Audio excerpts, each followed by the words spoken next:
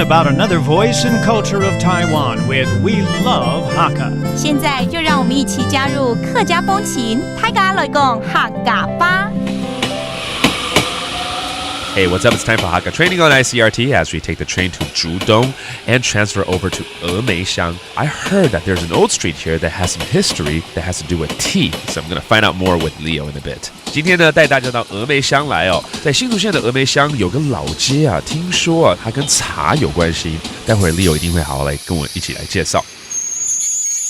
哎呀 ，Leo 啊，谢谢啊！一到这个复兴老街啊，就带我来参观了这个复兴茶叶文化馆啊，让我知道这附近的一些历史啦，还有它以前是一个老茶厂啊，重新这个复修之后的一个文物馆。对啊，你看有很多的茶叶的工具哈，像是什么炒茶的菜刀，第一次看到。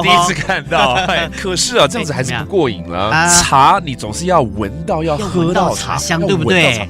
没问题。我们这附近有很多的东方美人茶园，然后呢，这颗东西啊，你先吃吃看呐。啊，这不就茶叶蛋？拜托，茶叶蛋，你要茶叶蛋？不是，做法完全不一样哦，你吃吃看就知道啦。是吗？味道不一样，不一样哦。怎么有茶那个淡淡的味道啊？茶叶蛋通常是酱油、卤汁，对，可是这个不一样哦，这个叫做茶菊卵。茶菊蛋，它是把那个蛋放在茶叶上面，然后用长时间的高温去烘烤它，像烟熏的方式一样，有点像。不错这我要一口气吃5个8个应该都没问题了啦。是啊。不过刚刚讲到茶菊卵我就要介绍你另外一项客家的文化这个叫做菊弄。菊弄又可以吃菊什么东西？不是，不要想到吃好不好？这是我们的萃取樟脑油的过程。樟脑啦所以这边香气很多难怪称为知味之旅啊。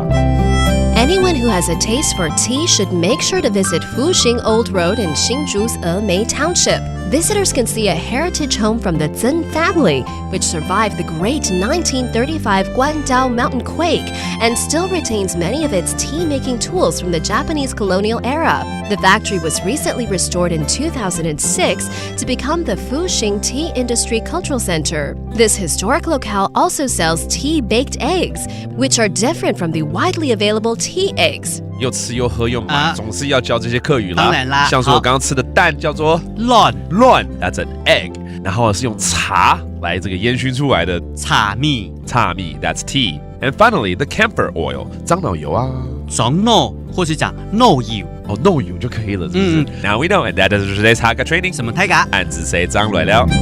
客家风情由客家委员会监制。We Love Hakka has been brought to you by the Hakka Affairs Council.